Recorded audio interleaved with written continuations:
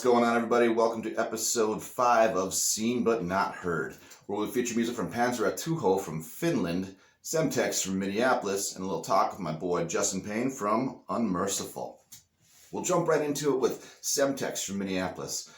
Minneapolis has had one of the better music scenes, personally for me. They've got everything from death metal, power metal, speed metal, all that cool stuff. Semtex kind of has a little bit of all that in their in this project. So, Devils Amongst Us, Semtex.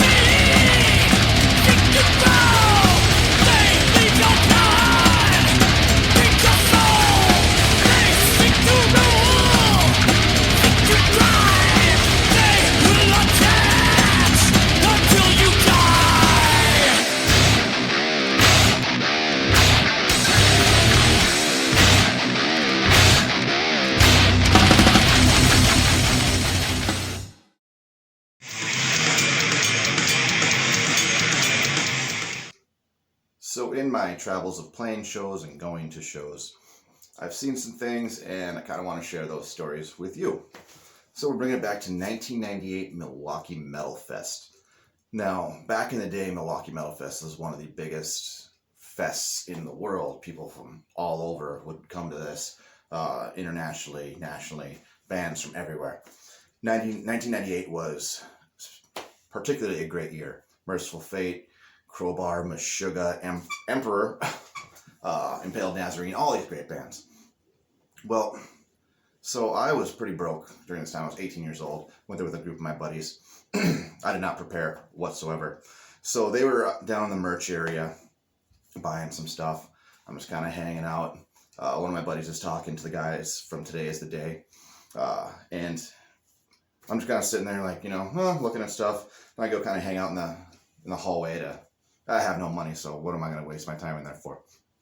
As I'm standing there, a very intoxicated Will Romer from Mortician walks up to me, sees me standing there, and just walks up and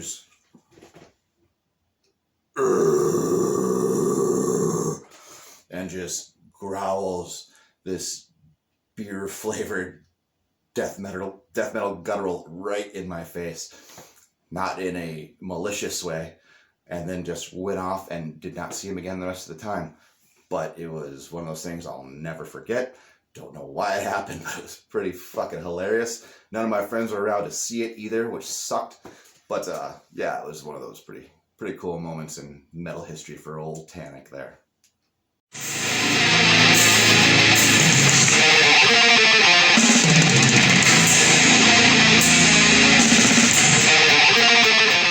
What's going on, everybody? I'm here with Justin Payne from Unmerciful. What's up, buddy? How we doing today?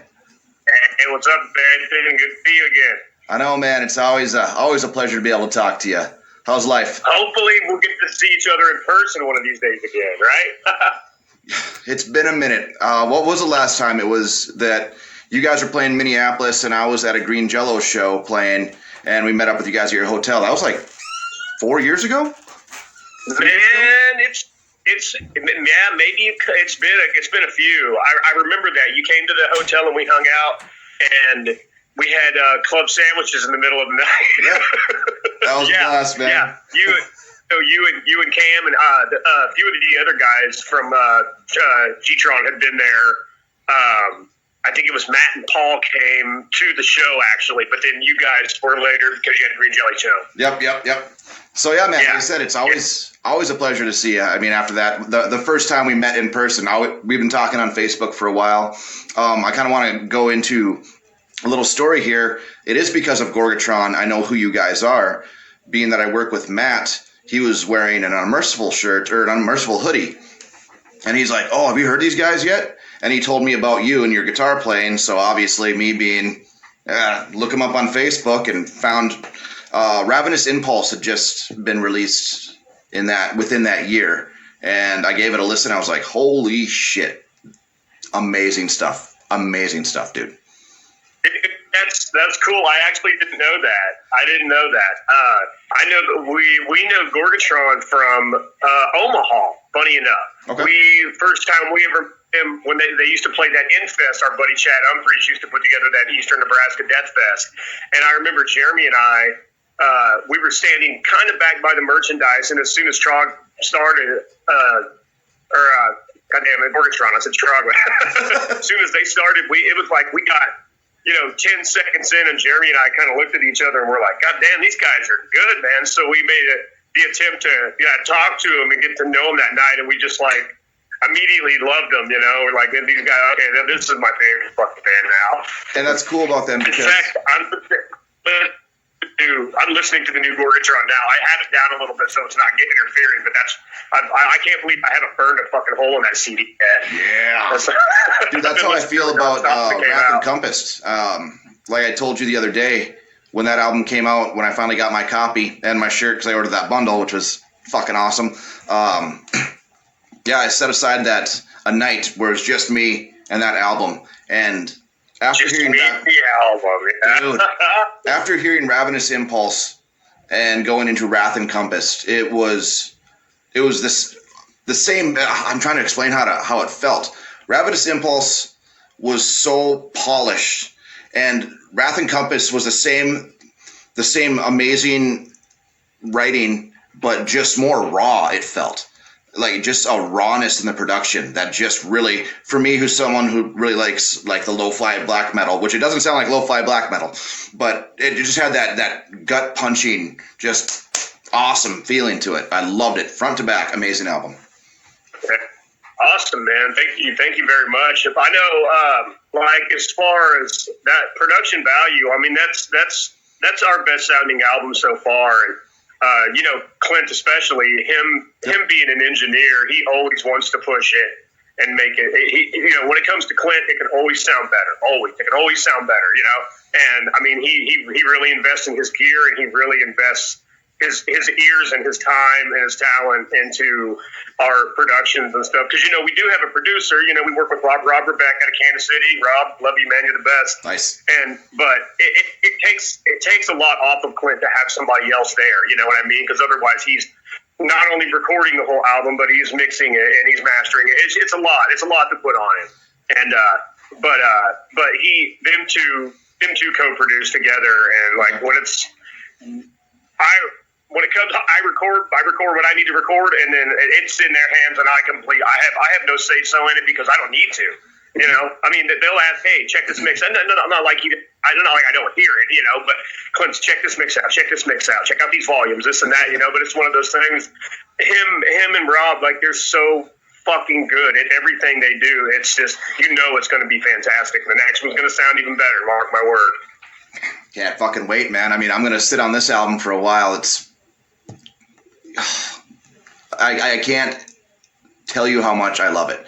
This, the new Incinerate, they have been... Oh, fucking rips, dude. Oh, dude. It's so crazy to me, from growing up, this little kid in Moorhead, Minnesota, to now where still live in Moorhead, but I have so many super talented friends that I know personally that play some of the best extreme metal that I've heard in a long time. I mean, it's fucking cool, man. I mean, thanks to the internet and all that stuff, and Facebook and Instagram, you're able to make these connections, which I think is really neat and really, really helpful to people like me, because obviously Fargo, you know, we have Gorgatron and stuff, but being able to branch out and check out these other bands, that's the one thing I really love about social media these days, because I don't get into that fucking politics and shit. It's all funny memes, guitars, and metal. Yeah, that's exactly right. Keep it that way, man. And dude, I completely agree with you on that aspect of that avenue too, because I mean, just what you mentioned there, it's like you know, because it was so highly anticipated for me for a number of years, and of course we have worked with Carl, and of course Carl did Wrath and Compass. Let's just take a moment here to appreciate the fact that Carl dropped 2 new albums this year. You know. So, shout out to that. And also, you know, we have a good history with those guys. I mean, hell, you know, I got my Ironbird from Paul. Paul's one of my favorite guitar players, and Neil's amazing too. And speaking of which, I want to take a second to give Paul a shout out. I spoke with him earlier today, and I know a lot of people probably have as well, but I know that he had a little bit of a health scare today. Yep. And so anybody hasn't reached out to say hi to him and see how he's doing or anything, I encourage you to, you know, hopefully do so, because I know he just, you know, just let him know that you're thinking about him, because we all are. He recently started work with me at my job, and I've been friends with Paul for numerous years, and all the Gorgatron boys, pretty much anyone in the metal scene here, because it's a small town. But in the last 3 months, me and Paul have been taking steps to better ourselves, with going to the gym. It's hard too, man. Yeah. Slaughter of the soul. So it was kind of it wasn't the message I was hoping to get from him that day, but I'm obviously glad he's doing better now. But yeah, it's scary, man. I mean, you think about it. I mean, I'm 40, he's 39. You know, these things it's not uncommon these days, but especially it sucks when we're trying to better ourselves. So, I mean, like you said, I wish him nothing but the best, because he's a fucking great dude, amazing musician, super talented pedal builder. Fucking Paul Johnson, just all around great guy. Yeah, Absolutely, man. Yeah. So I wanted to throw that out there real quick, because I did speak to him earlier, and I know lots of other people did, but just so he knows, hey, we're thinking about you, big guy. Hey, man. Us in the Fargo metal scene, we love you guys out there. I mean, the whole Midwest metal scene, I'm just going to throw that. But, you guys in Unmerciful, like I said, the guys from Glutton, the guys from Incinerate, everyone is just such down-to-earth, awesome people that seriously write the fucking most extreme shit I've ever heard. It's so weird. Like, I was so nervous to meet you because, we've talked on Facebook and whatnot, and I really look up to you as a guitar player. So here I come in, wandering drunk into your hotel room, like, it's Justin Payne. Come on in. Yeah, it was a cool meeting, and like I said, it's great to know that you guys create such amazing, technical, fantastic, extreme fucking metal, but yet you're still so inviting and cool. Like Jeremy will message me and give me like tips on death metal playing, because I've been trying to like add that into my repertoire of like writing, because I've never been like a huge death metal player. I love the music, but I've never like sat down and like figured out death metal riffs personally. It's always been like shredding solos. Yeah, that's understandable. Yeah. So it's cool that, he reached out and you've helped me a little bit as well. But just, people that I respect and look up to, throwing like hints and pointers like, hey, try this exercise or try jamming to this tune. It's fucking cool, man. I mean, it's something that a lot of people should not take for granted, that us in the metal scene, we're not horrible, mean people because we write extreme stuff. We're actually real down to earth, It's one of those opposite most times. Yeah, that's totally awesome, man. Jeremy is a great guy to learn from. He really is, and Jeremy's always been one of my favorite guitar players. I know the first time him and I ever like hung out and played guitar together, he had invited me over to hang out with the family. And I think invited me over for dinner, and my son and his son would hang out. And they're a few years apart, but they've always really got along. And we went down to hang out to his basement and just fuck around, just play some riffs, whatever. And first thing I said to him, I was like, all right, first things fucking first, you need to teach me Insurrection off the Informus album. It's always been one of my favorite Origin songs. And then I know a song that him and Clint wrote on the first album was Sociocide. And like, show me those riffs too, Yeah, Jeremy was always, even from around, not even having the fact to do with that we're all from Topeka originally. I know everybody kind of first and things, but Jeremy, he's always been one of my favorite guitar players. Always will, man. He just writes the meanest shit on the planet, and he is a great person to learn from, but also he's a really good teacher. I don't know that he even realizes that, but he's one of the kind of people that when he teaches you something or he shows you something, he only has to show it to you once. I don't.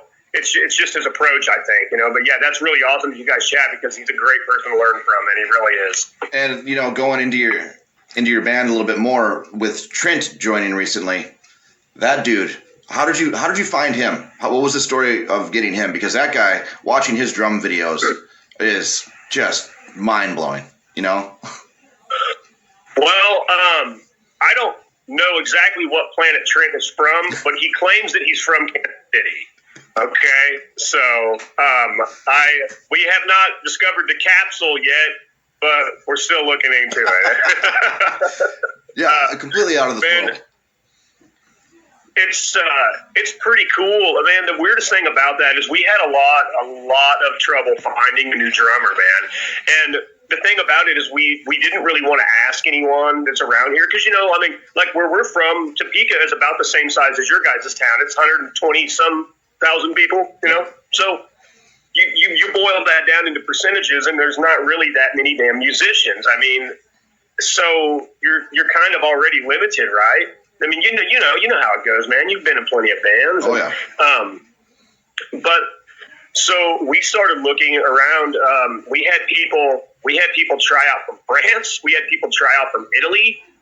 We had a couple guys. I remember one person we had talked to was Thomas, who used to be in Gorgasm. Okay. He ended up, he was busy, and he was like, look, man, I really appreciated you guys, but I don't have, this isn't in the books for me right now. And Thomas is really awesome, and I'm really, really happy that he even considered it. And we had another guy try out from Chicago. or talk about it. But anyway, long story short, what happened was I was not at this show, but who recommended Trent to us was actually a guy you may have heard of by the name of Eric Rutan. And so it was Jeremy and I think maybe even Clint. Them guys were at a show, and Eric had come up, and it was Marasmus was playing, because that was Trent's first band that he formed, over a decade ago. Okay.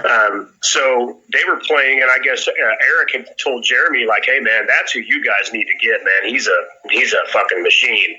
So Jeremy had reached out to him, and we had discussed this. I talked to Andy, and I talked to Devin as well. I think I talked to them guys outside of a Meshuggah show one time when I brought this up, like, hey, are you guys okay with him trying out? Because we don't want to step on nobody's toes, because these guys are our friends. You know what I mean? I mean, I've seen Erasmus fucking 1,000 times, and seen them guys open for like Nile and all kinds of badass bands. And but no, they were all totally cool with it, So Trent, learned some of that material and gave it a shot, and he did fucking great. And man, he's just one of those kind of people that he did good with the material from the first albums, from the albums previous. Mm-hmm. And it was really, really nice to see him come in and make this new material his own.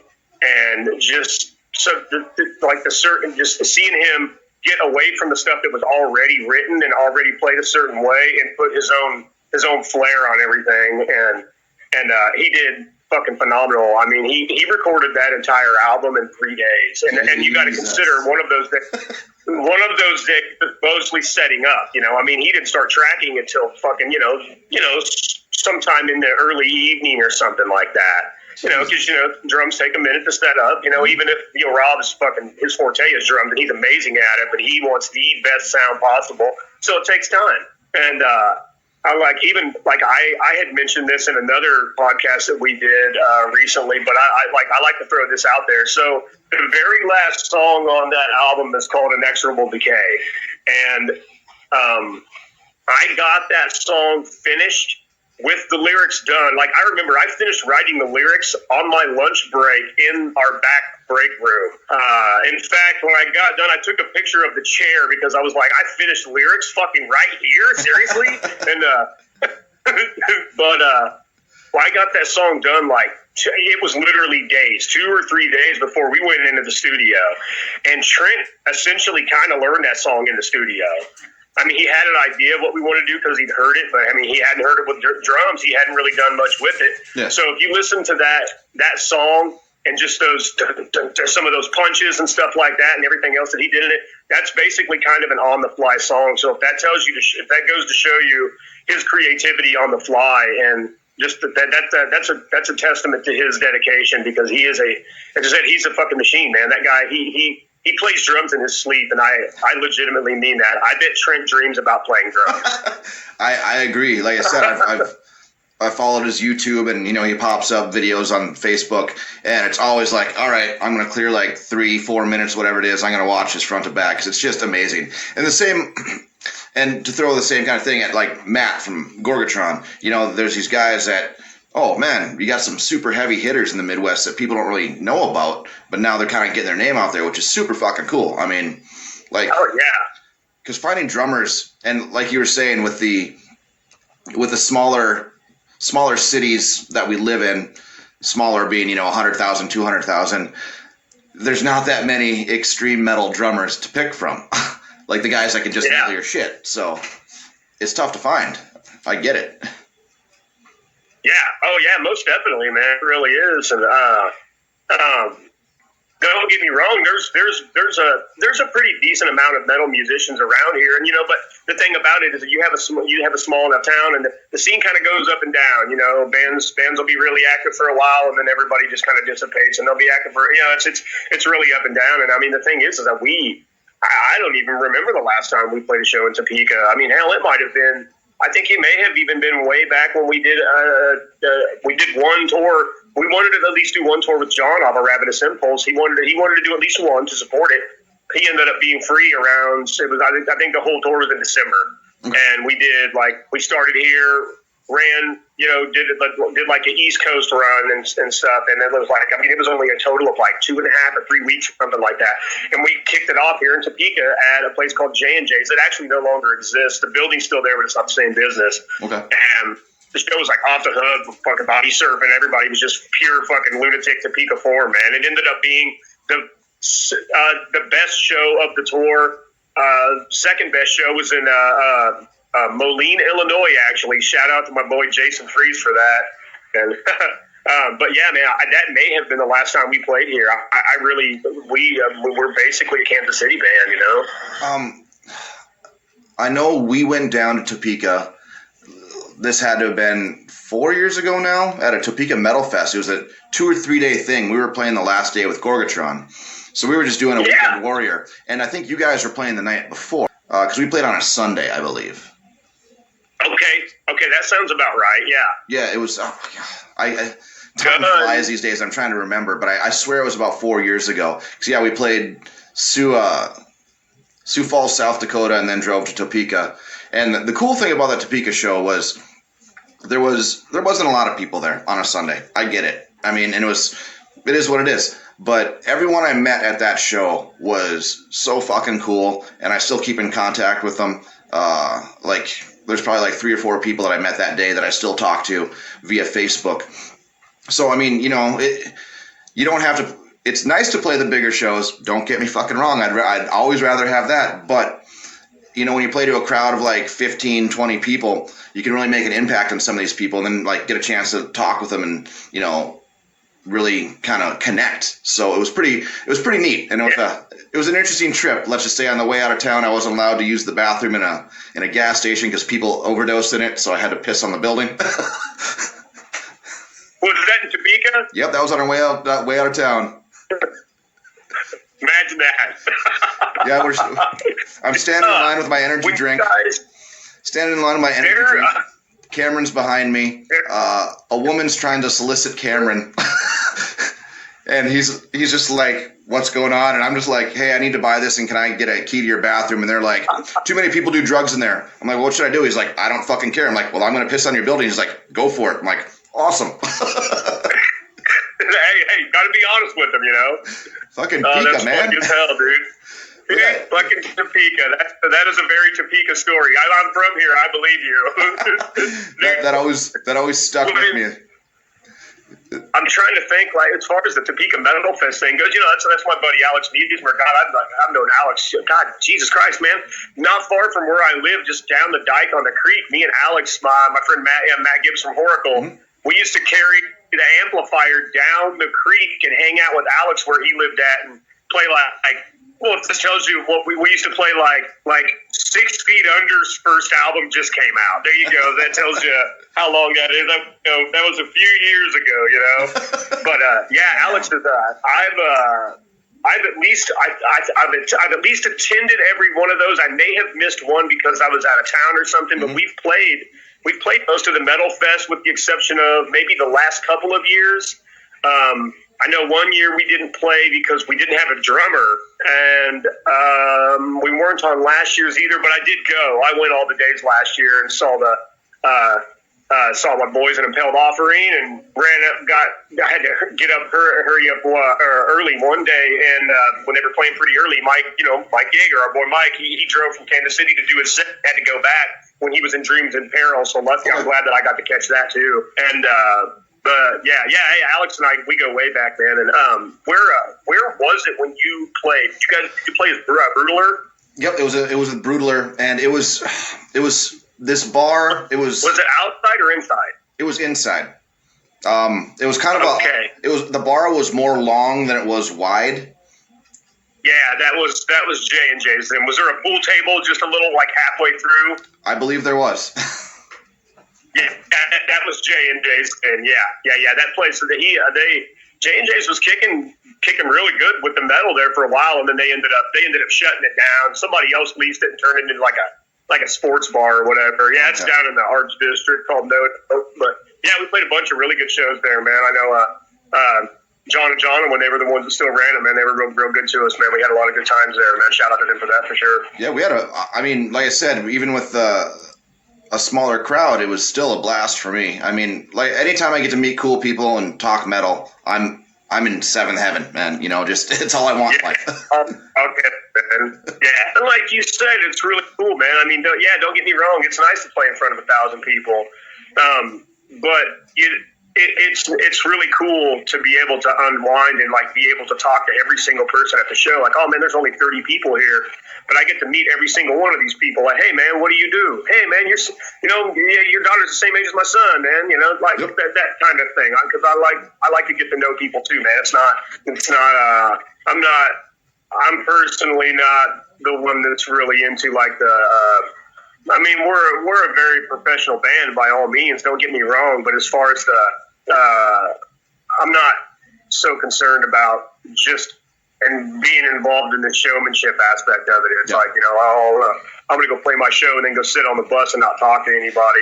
That's not my style. I mean, if some people are, and that's fine. There's nothing against that, but you know, there's nothing cooler than meeting good people, and especially like bigger bands, you know, like when you meet somebody, you're like, man, I've been a fan of yours since I was fucking grade school, man. And then he ends up being cool as shit, you know?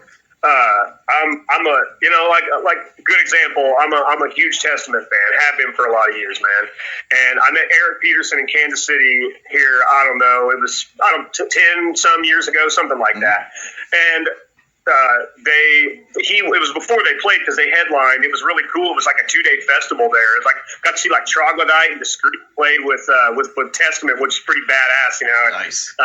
But I met Eric. He was at the merch table and he was back there. And I think Eric's cool because like he likes to cook and shit, and I like to cook.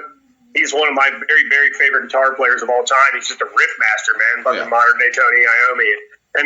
And I walked up and talked to him and bought some merch and stuff and was chatting with him, asking how the tour's going and everything. Told him that the new album's killer. And this was when the formation of Damnation was brand new. And he was super, super nice, man. Like I hardly quit talking to the guy, even though I knew he was busy, you know. And so there was a poster taped to the table. And at this time, he had just released a new signature model of the Dean. Oh, I remember the Dean it was the Dean V that has the legacy paint job under the pickups, you know, from the first album. It was him just holding it, you know, and I asked him, I was like, hey, man, do you have any more of these posters for sale, you know? And he was like, man, no, unfortunately. I got that as a promo, and I'm just putting it out here to promote my endorsement, you know. They just asked me to put it out to promote it more. And I was like, oh, okay, man, no problem. That's all. No problem. I went to walk off, and I turned around, and I heard him say, hey. And I turned around, and he was like, hey, you know what? Come here, man. I want you to have this. And he rips it up off the table with that tape, and he hands it to me, and he shakes my hand, and he's like, thanks for coming out, man. Dude. And I was already kind of like, you know, like you remember on the Chappelle show when he talks about seeing Rick James where he sees like the aura. That's kind of how I felt anyway, you know, like because it's fucking Eric Peterson. So I wasn't really thinking clearly, or I would have had him autograph it, you know. But there was a bunch of people waiting behind me and stuff, and I was just so honored. I didn't really want to let his hand go, you know, shaking his hand and stuff. But I folded the tape around the edges. It was on with like black tape, and I took it home and I framed it. And I shit you not, that poster still hangs right by my bed every single night. Nice. And like, it's just so cool meeting people that you absolutely not only idolize to the point of worshiping, and then you realize that they are really good, cool, down-to-earth people. There's nothing like it, man, you know? I mean, you're talking about somebody who's legitimately a rock star.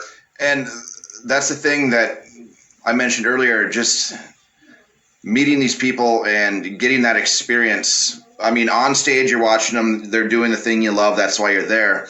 But off stage, there's only a couple I've met, I'm not going to name names, but where it kind of ruined the experience. You know, I promoted a couple shows that I was not impressed with how they, one, deal with fans, how they dealt with me, just stuff like that. Yeah. And so it's cool when someone just has that, like I said, down to earth, real, you can walk up and be like, hey man, can I buy you a beer? Or hey, can I talk to you for a second? And they're cool with it. I mean, it's less rare these days, I think. Maybe we're just getting older and they just appreciate their fans more. But and going to club shows too, you always have that chance of running into those, you know, your idols per se, if that's what you call them. Yeah, and that's what's so super, super cool about that kind of stuff, man. You know, I mean, I've met a number of people like that, just not necessarily on accident. We're all there for the same fucking reason, you know. But I know here a handful of years back, my buddy Mushu and I went to go see. We saw Carcass and Crowbar, and I just happened to be walking back in the venue, looked right over to the left. There's Kurt from Crowbar just hanging out buying a beer. So I walked up and talked to him. Nice as fuck, man. Because I've seen Crowbar a number of times over the years and always liked Crowbar, man. They're great live and never met him, though. You know, and just like, man, he was super down to earth, man. Just a big smile, shook my hand, thanked me for coming out. And, you know, I mean, I wasn't drinking or anything, so we didn't exchange drinks or anything like that. Yeah. But he was just, I didn't try to be overwhelming. Super, super nice, man. Same with one dude that I've always enjoyed talking to, that I've met a number of times, and I know we didn't really get to know each other that much for a long time. But Dallas from Nile, man. Okay, yeah. I've met him a number of times because I've got really lucky when it comes to Nile because I've seen them in support of basically every single one of their albums except Catacombs and Nephrica, because they always came around to like Lawrence, you know, and Lawrence and some Kansas City, and we just live in a pocket that they hit constantly. So I've seen Nile like, I don't know, fucking 15 times or something, you know, and including at like Ozfest, But Dallas, I've always seen him walking around, talking to people in the crowd, buying merch from the local bands and stuff like that. And I just think he's the real fucking deal, man. You know, he's out there. He's not just out there doing it. He's out there living it too, because he's out in the crowd, being a fan, supporting local music, and I'm just he's fucking awesome, man. And he took a picture with me of our Ironbirds when I saw him last. Yeah. That is a sick fucking Ironbird too.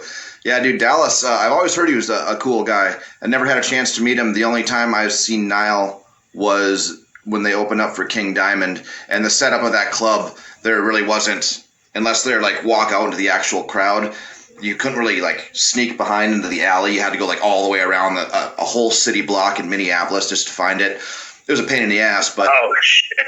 But goddamn, God, Nile and King off the hook, man. Dude, Black Dahlia Murder, Nile, Behemoth, and King Diamond.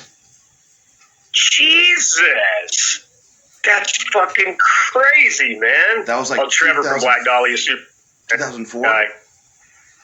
I want to say that's fucking amazing, man. Damn, I'd love to see that shit. That's like a fucking festival in itself. That's all you. What else do you need?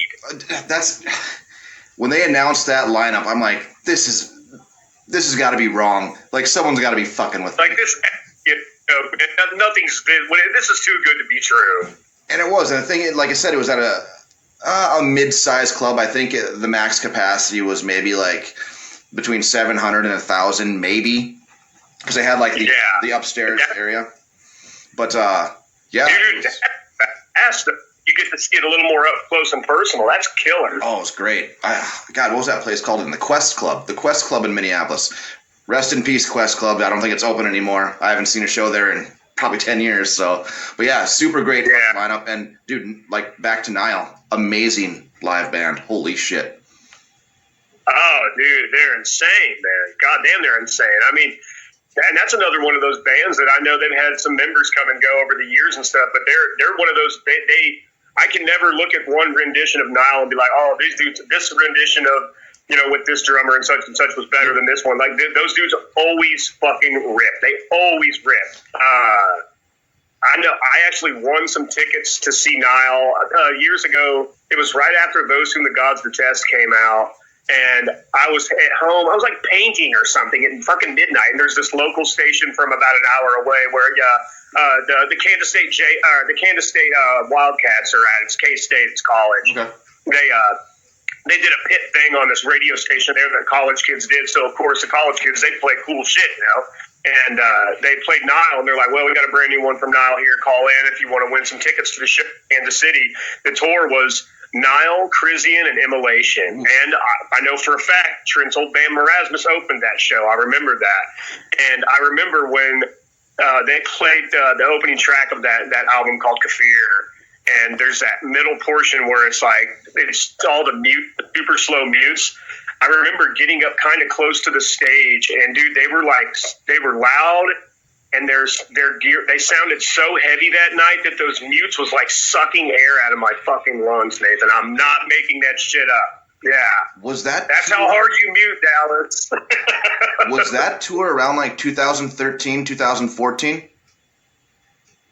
No, it would have been like Goes to the Gods, what, 2009? Okay. 2009? Yeah, it would have been around there. Okay, because I actually forgot. I just remembered now that we're talking about Nile is our very first 70,000 tons of metal cruise. We went there because 3 Inches of Blood and Nile were on it, and Immolation was on there as well. And oh, whoa, hell yeah! Like I said, since I've gone sober, like memories come and go, but when they pop up, it's like, oh fuck, I forgot about that. Sure. Well, when you've been to a million shows too, right? We were on the pool deck, which is, on the top of the boat. They had an outdoor stage there. It's like 3 or 4 in the morning. I am just that peak level of drunk where everything is just fantastic and perfect. And Nile was playing, and I just remember just that, and just losing my shit. I think I ripped my shirt off and took off running. Oh, dude, that's what they do to you, man. That's what they do to you. Like, nah, dude, one of the most extreme fucking live bands out there, man. And their newest one, fucking killer. It's really, really good too, man. Brian fucking rips with Nile, man. He's great. Nice. We kind of digressed from some things. I just got a couple more things to ask you because I kind of got to wrap it up time-wise. But I always love talking metal with you. I wish I could do like a 4-hour show with you. Oh, dude, I knew we were going to get sidetracked, man. But we can get serious if you want to. Hey, I'm cool with it. I love this talk, man. I just wanted to ask you. So, obviously, with COVID and the releasing of the new album, you guys had that one live stream. What are the plans for pretty much just for 2021? What do you guys like? What are your tentative plans? What do you hope to accomplish from 2021 till the next time you get on the road, whenever that may be? Well, the thing is, I think we're probably in the same boat as everybody in the music world, not even just metal, but we're just basically keeping our fingers crossed for this shit to improve, I guess. Yeah. And I'm seeing some tour announcements for this coming year. I don't know if they're going to go through. I don't know if things are really going to start getting better with the vaccinations and whatnot. And I suppose we'll just have to kind of wait and see. But other than that, I hate to say twiddling our thumbs, but we're just kind of waiting. And we're just gonna, there's one of those things where we always, I know, you hit it harder at times than you do in others, but we're just gonna be, I guess, writing some music, writing some music, keep our chops up on the other stuff, and keep supporting metal, I suppose. I'm just, buy the albums and can't go to the shows and all that stuff. And speaking of which, I need to pick up some new Incinerate stuff. Sorry, I'm a scatterbrain. But yeah, I suppose we're just gonna, keep writing some music and keep a somewhat regular practice schedule. And it's like we're pretty much in the same boat as we were last year, I guess. I imagine that's probably about everybody's answer at this point. Well, who knows? By the time we get to tour again, we might have 2 new albums to tour on. That fucking hurts to say, doesn't it? Dude, that whole last year just flew by. And, I'm in the process of getting a new band started here, so starting from scratch. But I feel for bands like you and Gorgatron and Incinerate and Glutton who have, in the last year or so, have released a new album and aren't able to push the product more than just on social media. And so, it's rough, and I get it, and it fucking sucks. And if you do play a show, you get shit for it. You don't play a show, you're sitting on a product.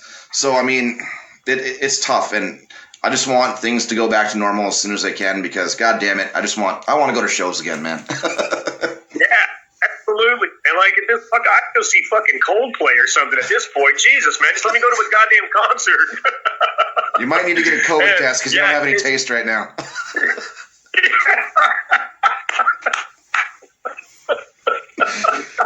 Oh shit. I say those things because everybody knows I have a sense of humor and I'm not being serious. Yeah, same here, man. Don't take anything I say serious. No, sure. Yeah, but yeah, man, it's a weird fucking feeling. It really is, man. Because I know, I mean, maybe if some people had released albums later in the year, whatever, while everything had been going on, because that's what I'm really proud of a lot of people for how they handled this, because they used the time. They're like, hey, we can't do this. Fuck it, let's write an album.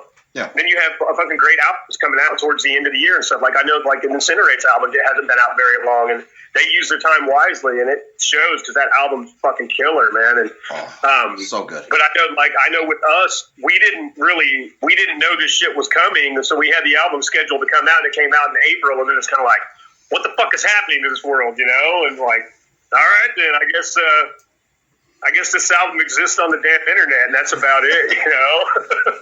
So, do you have any ideas for like some new merch, or maybe something to just kind of keep the product fresh? Not necessarily. We still have there's merchandise available through Willow Tip, but we actually kept our merchandise considerably different, so we're not kind of clashing. Okay. Oh. The Wrath and Confidence merchandise, you know, we've got. It's like Kiss, man. Clint goes to town when he puts the stuff together, between not even just shirts, long sleeves, hoodies, you know, sweatpants, couple of different kinds of beanies, and you know, you got patches, and of course vinyls and CDs and stuff. But shot glasses, pint glasses, guitar straps. Yeah. Yeah, we have girl shirts and panties and booty shorts and all kinds of stuff like that. When Clint does it up right, he really does. And you know, if there's anybody out there that's looking to pick that stuff up, you know, you can look us up at unmercifulmusic.com, and it'll take you right to a link for a sister company of Reliant Apparel called Onstage Merch. Okay. And all that stuff is available through there. And just so people know, every bit of that merchandise that you would get through us is made by us. It's made by us in the shop of Reliant Apparel. Clint and I and the staff, we do it all. Every single one of those items has been in and out of our hands, packaged by us. And Clint will usually get the tickets to me. I'll package them up and ship them out. Maybe write a little note and say thank you on the bottom, just so it's completely in-house, all Unmerciful made. Nice. So that's something that it's like but yeah. So there's that. If anybody's interested, you know, and so we have plenty of that. There's other merchandise and stuff on there too. You know, there's Ravenous Impulse stuff on there, I believe. You know, so anybody's interested, feel free to get at us and get you some goodies. And you know, anytime I see a video or anything Unmerciful or any of my buddies' bands, I share it. I don't know how far it gets, but I try to do my part. And the same with this show. You know, I had I featured a track from you guys about a couple weeks ago, and now I have you on the show. I love supporting, 1, metal, 2, extreme metal, and 3, my buddies' bands especially, because it's tough these days, man. Thanks, I mean, man. we got to watch each other's backs just to try to keep things alive in the music scene. It's such a weird time. I mean, not even just with COVID, but just everything being digital now, and people not running out and buying CDs as much. They all want digital downloads. They all want Spotify. And especially with, like you said, with merch, it's so easy not so easy, but it seems easier to be able to sell something after you've seen a show rather than like, oh, maybe I'll buy that shirt online later. I don't know. But it's a weird time for musicians, man. Oh, yeah. Well, and the thing is, I mean, I know, like, you know, you and I are about the same age. Like, I'll be 38 here in about a month. So, you know, we grew up in a time where that was how you went and saw that. There wasn't no internet videos and shit like that. And that's why we probably still stuck in old ways as far as buying actual albums. And I would much rather, I don't even care if it's half the price. You know, if I would much rather buy a shirt for $40 in person than buy one for 20 off of the internet, because you know that, you know, you're helping a band, like, you know, let's say they're, you know, going from Kansas City to St. Louis or something. You're helping those guys get down the road, you know, and make sure they have, you know, some good healthy food and stuff, and not having to eat bullshit on tour. And like, you know, all of us that have been out there and done the tours and done our time, we know how it goes, man. We get it. That's why those are the people that are adamant about supporting one another, you know. Exactly. And granted, tours aren't happening right now, but you know, you can still do that in the same sense that, go on and buy your friends merch, but help. They don't even have to be your friend. If you support their band, buy their stuff and help them out. And if they do live streams, they got digital tip jars and things like that are new to the world now. And if anything, maybe we can get them enough revenue raised to make sure that they don't eventually have to pay out of pocket for the studio or something like that. That or if they already have, then recoup that. Exactly. Justin, thank you so much for talking with me. Like I said, it's always a pleasure, especially when I get to see you face to face, share some stories, have some laughs. Yeah. I'd love to have you on again soon, down the road, hopefully when things kind of change up a little bit. Or if you have any new Unmerciful news for me, let me know. I'll definitely spread the word and get you back on. But anything else you want to add before we call tonight? Man, not necessarily. I know there's as far as what's happening in the camp with certain bands and stuff, I know that there's not really a lot for us to talk about. Everybody's kind of stuck in the same boat where without a paddle. Yep. And no, other than that, just fucking keep supporting one another the best we can, and we'll get through this shit, and we'll be back on the road and whenever we can, man. And we're bringing our asses up north to come see you guys too. So we're gonna have to, when we can, we're gonna get something set up. We need to talk to the fellows in Minneapolis and get some stuff going with them too. And and then thanks for having me on, man. And let's get at me another time. Maybe next time I'm on, I'll have some more good news about the future of the scene. So hopefully that's the case. So everybody keep your fingers crossed, man. Hey, I know that things are rough, but we ain't going fucking nowhere. Hell yeah, that's right. Neither the rest of you guys. Nope, no. We're just fucking waiting it out, man. That's what we're doing. Just waiting out the door. You can't kill what you do not understand. Justin. That's right. Thank you so much, brother. I appreciate it. I'll be sharing all the Unmerciful stuff for you guys because you just, like I said, one more time, Wrath Encompassed, one of the best albums of 2020. Fan-fucking-tastic. Awesome, brother. Thank you, man. I appreciate it. All right. I'll talk to you later, my man. All right? Talk to you soon, brother. Cheers. So we're going to finish tonight's episode with a band called Panssarituho from Finland. Get it? Finish? These guys contacted me through Facebook to get their music on here, and I appreciate it. That's awesome that people from all the way over in Finland are seeing it. So if you want your music featured on here, just hit me up. I'd love to get out there to the world. That's what this is all about. So I'm going to try to pronounce the title of this track, but I'll probably screw it up, so I apologize. Totalarista Sota, I think. Either way, old school, fucking just metal. Real cool shit. I was super happy that they sent this to me, so I hope you all enjoy it. Before we get into that, I want to thank Justin Payne from Unmerciful for taking the time to chat with me about all things metal. I want to thank Semtex from Minneapolis for letting me use their track. And as always, support the underground, support metal, be good to each other. And if you want to get your band featured on here, hit me up. Metal.